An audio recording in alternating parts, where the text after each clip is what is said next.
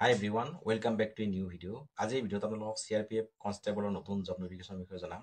ইয়াত total 12,500টা post আছে। যদি আপোনালোকে ভিডিঅ'টো প্ৰথমবাৰ চাই আছে চেনেলটো সাবস্ক্ৰাইব কৰিব নাপাহৰিব। লগতে আমাৰ এটা টেলিগ্ৰাম গ্ৰুপ আছে, তাৰ লিংক মই ডেসক্ৰিপশ্যনত দি দিম, তাত গৈ আপোনালোকে জয়েন হৈ যাব। তেনে নতুন জব নোটিফিকেশ্যনত কি আছে এবাৰ চাই লওঁ আহক। CRPF কনষ্টেবল ৰিক্ৰুটমেণ্ট 2025 অৰ্গেনাইজেশ্যনটো হৈছে চেণ্ট্ৰেল ৰিজাৰ্ভ পুলিচ ফ'ৰ্চ, চমুকৈ CRPF। Post name constable tradesmen. ইয়াত টোটেল পোষ্ট আছে 12,500টা। Job type defence job, apply মোডটো অনলাইন হ'ব। All India candidate male female দুয়োটাই আবেদন কৰিব পাৰিব। CRPF কনষ্টেবল ৰিক্ৰুটমেণ্ট 2025 চেলাৰী, ইয়াত আপোনালোকে 21,700 টকাৰ পৰা 69,100 টকালৈকে প্ৰত্যেক মাহে দৰমহা লাভ কৰিব। কিমান দৰমহা লাভ কৰিব?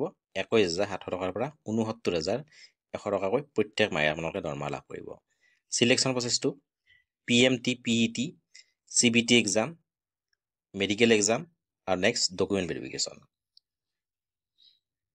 CRPF constable 2025 CBT exam pattern, ইয়াত আপোনালোকৰ ইংলিছ হিন্দী কুৱেশ্যন 20 নম্বৰৰ কুৱেশ্যন থাকিব, 40 নম্বৰ ইয়াত থাকিব। মেথছত থাকিব 20টা কুৱেশ্যন আৰু ইয়াত 40 মাৰ্কছ থাকিব আৰু 40 নম্বৰ থাকিব। GK জেনেৰেল নলেজত 20টা কুৱেশ্যন থাকিব আৰু মাৰ্কছ হ'ব 40 নম্বৰ।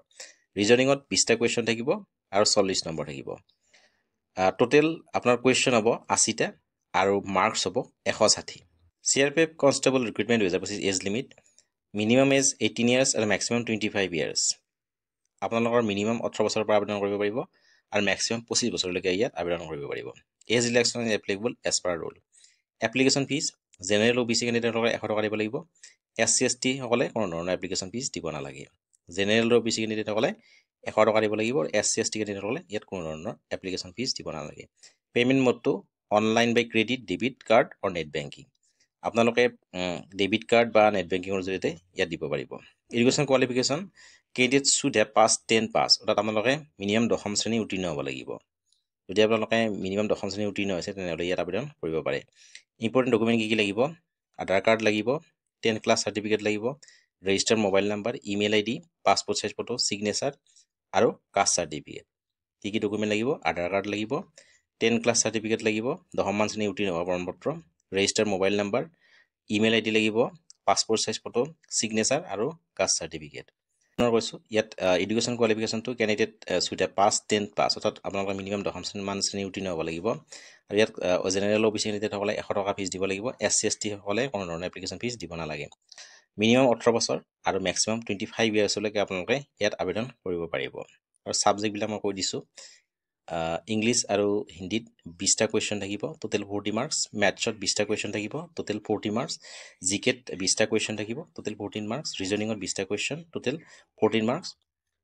টোটেল 80টা কুৱেশ্যন আৰু মাৰ্কছ 160, অৰ্থাৎ 160 নম্বৰ।